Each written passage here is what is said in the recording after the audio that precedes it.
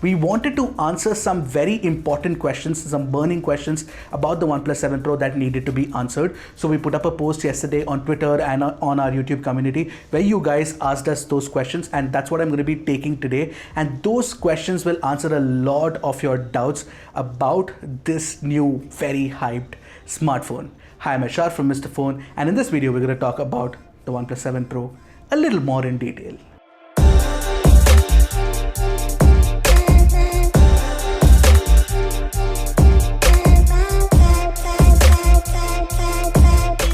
As usual, before we move on, I always have one request for you guys, is to hit that subscribe button and the bell icon right next to it. So let's not waste any more time and get right down to the questions.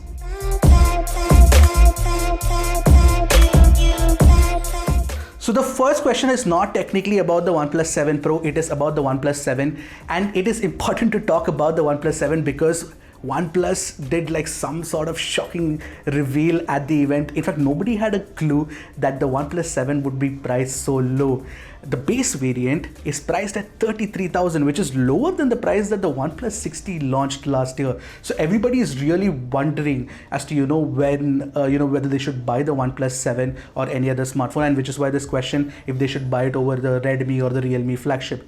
Honestly, the Realme event has already happened, and that was the Realme 10 that launched, or the 10th edition of the phone. It could be Realme 10, Realme X, however you want to call it. But it doesn't have flagship specs. It's not really a competitor to the OnePlus 7 Pro. I think the Realme X Pro is supposed to be the 855 variant, which never launched. I mean, we'll have to wait and watch what happens.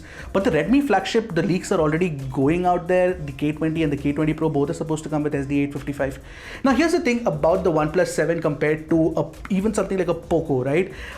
The most important thing to note is that you get a slight amount of premium value with a OnePlus device. It's not plasticky. It's got a lot of polish to it. So there is a difference between the two segments. When you talk about a Redmi flagship, I'm presuming if they don't go the premium route, I mean they will this year. They will of course make glass-bodied phone, is what I am sure of. But if it might lack a little bit on certain fronts, for example, I know for a fact that Oxygen OS is definitely better than MIUI. Having said that, if the Redmi is priced anything lower than the OnePlus 7, then the OnePlus 7 is going to have a tough time. You can wait. I mean, if you don't have a burning need to buy a smartphone right now, I think you should wait for the Redmi announcement. But otherwise, the OnePlus 7 is still a very good buy.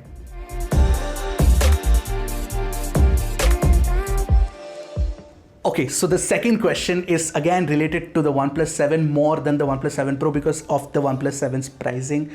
Now, is the OnePlus 7 better than the OnePlus 7 Pro? Like directly if compared? No, of course, the OnePlus 7 Pro is better because it's got a 90Hz display, it's got a curved display, it's got a lot of more things that actually justify what the pricing of the OnePlus 7 Pro is. I really, honestly, genuinely don't think it's expensive for what it offers. There is a lot on offer here. But the OnePlus 7 is definitely more value. I mean, I understand why everybody might be thinking that the OnePlus 7 is better than the OnePlus 7 Pro just because of the price. But there are two different sets of people that I see for this phone. For somebody who's always been a OnePlus fan and who always wanted OnePlus to make a all-out flagship, like I said in my review. For example, someone like me, I would go for a OnePlus 7 Pro. And if you've been a core OnePlus loyalist, I think the OnePlus 7 Pro is perfect for you. But for anybody looking at a great value, good premium smartphone, the OnePlus 7 is a really good buy. Obviously, our review is not out yet because we've not gotten our unit yet. But the moment we do, there is going to be a lot of OnePlus 7 content coming. In any case, you cannot buy the phone until June. So before that, you will have a review from us.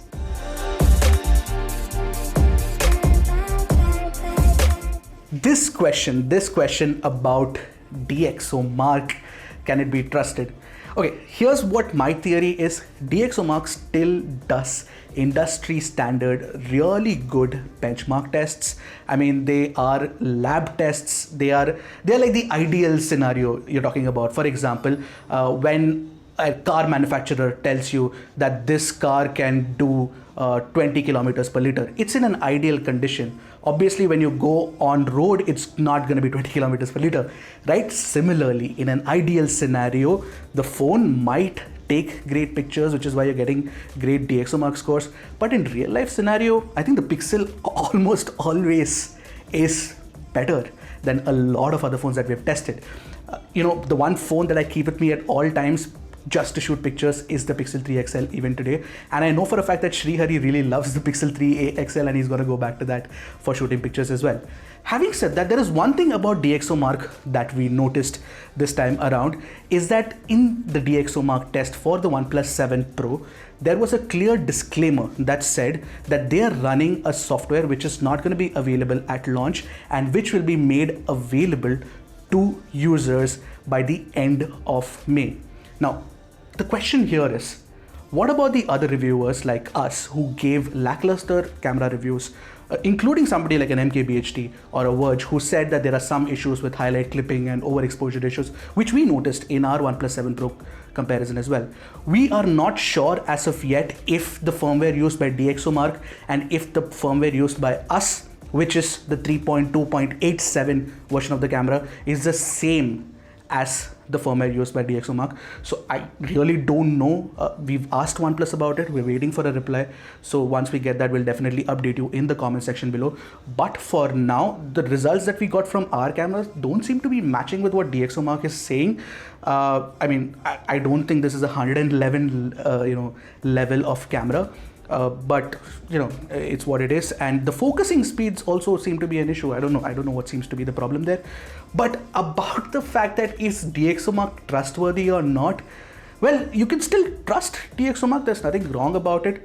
But I do agree with the fact that it is definitely something that brands are using extensively to market their product. And why should they not? Of course they will, because if a credible organization like DxOMark, which does lab testing, is telling you that your phone has this much score and it ranks against other phones at this range, then I'm sure that it makes a good marketing sense as well.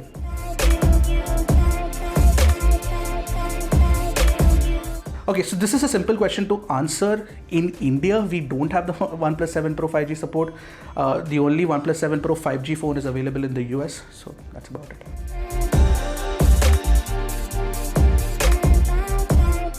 Wow, this question is such a good question to answer, and there'll be two camps about it. Trust me, there'll be people in my review commenting and saying, nay, how can you say that the OnePlus 7 Pro display is not better than the Samsung Galaxy S10 Plus because the OnePlus 7 Pro has a 90Hz display. But here's the thing that you need to know. Samsung has been making these displays, these smartphone displays, for the longest time. Their brightness levels are crazy. Their color reproduction is incredible. OnePlus has started it really well. The 90Hz is definitely a game changer according to me. But the moment Samsung or Apple start implementing 90Hz displays on their smartphones, and which I'm presuming will happen sooner than later, then OnePlus will still will need a lot to do it again, but it'll have to try a lot again. But the OnePlus 7 Pro in its current state is at least 90-95% as good as a panel on the Samsung Galaxy S10 Plus. But if you want that 90Hz display right now, like I do, then you should buy the OnePlus 7 Pro.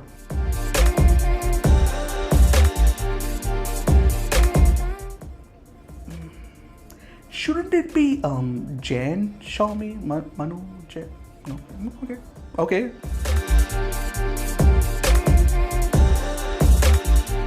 Excellent question. This is the question that I've been waiting to answer. Because the battery life on the OnePlus 7 Pro varies according to refresh rate and the resolution. Now here's the two things that you need to notice. You can adjust the resolution, which is you can keep it at QHD+, you can keep it at FHD+, or you can keep it at auto switch resolution. Now you can also change the refresh rate. You can keep it at 60 Hz or 90 Hz. So there are multiple variable factors out here. I tested across all of these, and what I noticed is that at auto resolution 90 Hz, I've had 4 runs already, and I've had an average screen on time of anywhere between 6 hours and 30 minutes and 7 hours, which is great for such a good display. But the moment you switch on QHD+, like for the phone to actually keep at QHD+ at all times, the battery drops drastically to 4 hours or 4.5 hours. Now QHD+ and 90 Hz of course reduces the battery life a lot, but at auto resolution and 90 Hz doesn't do that. In fact, FHD+ and 90 Hz also won't do that. So I'm presuming at auto resolution, OnePlus is running most of the times at 1080p. What I feel is that the resolution is actually causing a bigger drain in battery life than the refresh rate. I could be wrong, but that is what I feel at the moment.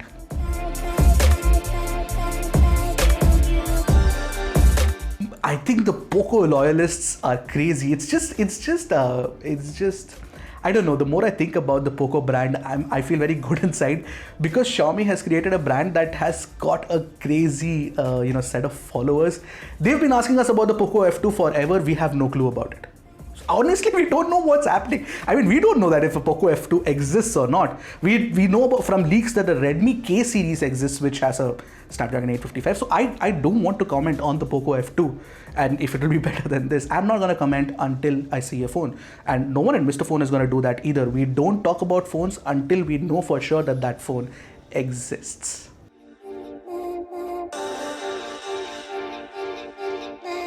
Technically, nothing can be 200% better. It will be 100% better or more. But the point here is that the haptic feedback engine has been improved by leaps and bounds.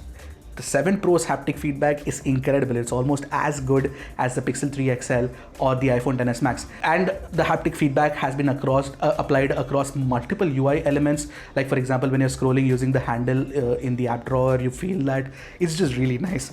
But the problem with the haptic feedback is that it doesn't work effectively at all times. Like, for example, when you're scrolling through the haptic app drawer and there is a notification that comes in, the haptic feedback sometimes fails.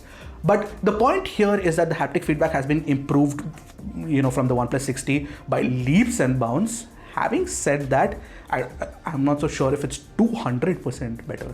I mean, it's definitely better, but I can't put a percentage to that.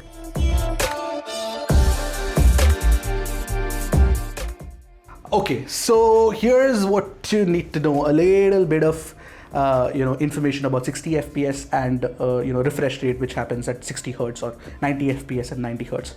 Now, frames per second is the frames that are being rendered per second in a game. So basically, when a game is playing, the graphics chip has to render that many frames per second. And refresh rate is basically the number of times that the screen has to refresh every time it has to show a frame.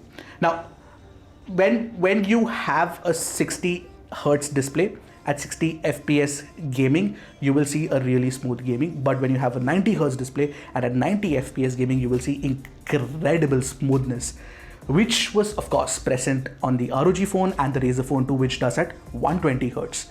Now, they had games at launch. There were games that supported that 90 Hertz display with 90 FPS gameplay on the ROG phone. So what we did, OnePlus didn't share a list with us, so we just tried out those other games which have to be unlocked by the developer to run at 90 FPS. So there were games like Pokemon Go, Golf Clash, and a few others. Of course, there are more games than PUBG, So there were these games that sort of run at 90 FPS. But in our testing, we noticed that not a single game runs at 90 FPS on the OnePlus 7 Pro. We asked OnePlus about this as well. We are yet to get feedback from them. But what we heard through some of the chatter that we've had is that OnePlus is still waiting to whitelist the games that it wants to run at 90 FPS, because they're running tests on it to ensure that battery life doesn't take a hit and the phone doesn't heat up too much. At the moment, with the 10-layer liquid cooling, the phone doesn't heat up at all. You can check that in our review. 36 degrees to 39 degrees in Delhi NCR, which has 40 degrees of heat. I mean, that's really good control over temperature when you're gaming. That's like a 1-hour PUBG session that I'm talking about. The second part of the question, there is no software you can use to push it to 90 FPS, or nothing that I know of. But at the moment, I didn't see a single game run at 90 FPS. But this could change. If you're watching this video maybe 10 days later. So the other question that you've asked is there any IP rating? So of course there is no IP rating, because OnePlus, it will increase the cost of the phone. So there is definitely no IP rating. OnePlus is not going for that, but OnePlus did dunk the phone into a bucket. So make what you want of it, like MKBHD said, but no IP rating. So if you want peace of mind, but if you can actually take an S10 Plus or a P30 Pro into water and when you're going swimming and stuff and not worry about it, maybe that might not be possible on the OnePlus 7 Pro.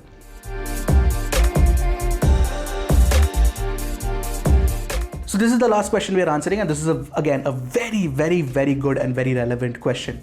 Can the OnePlus 7 Pro play PUBG at smooth plus extreme and at anything about 60 FPS? For people who don't know, extreme FPS is when on PUBG when you can actually play at 60 FPS, and at the moment PUBG has unlocked extreme FPS only in the smooth setting. So there is no extreme plus plus on PUBG. So basically it doesn't run at anything above 60 FPS. And there is a reason to this. Tencent, which makes the game, they will not, I doubt that if they will ever make the game to run beyond 60 FPS, primarily because at 90 FPS, there is a definite competitive advantage that you get. Even at the moment with the Fanatic mode on the OnePlus 7 Pro, with the excellent haptic feedback and the great sound that you get with the phone, the game, you already get competitive advantage over this. Like for example, if you had a trigger or something like that, but with 90 FPS you get smoother gameplay. It's just gonna be competitive advantage. It'll be very difficult for Tencent to actually sort of go ahead and push it to 90 FPS, but you never know, maybe OnePlus can convince Tencent, so we'll wait and watch. So those were all the most burning questions answered. I feel like these were the questions that everybody were asking answers for. Don't forget to share this video with your friends who have these questions and before they want to make a purchase, because it's very important to know. For the answers that change over the due course of time, we will definitely put a pinned comment and add the list of changes that have been made. For example, if OnePlus starts whitelisting games and stuff like that, and if there's a firmware that gives better camera performance, we will add all of that, maybe even do a camera comparison. But the point here is that these are the answers at the moment of this video going live. I hope it was helpful for you guys, and let us know if you want more such questions answered. I'm Ershad from Mr. Phone, and we love phones here. Until next time, goodbye and Godspeed, my friends.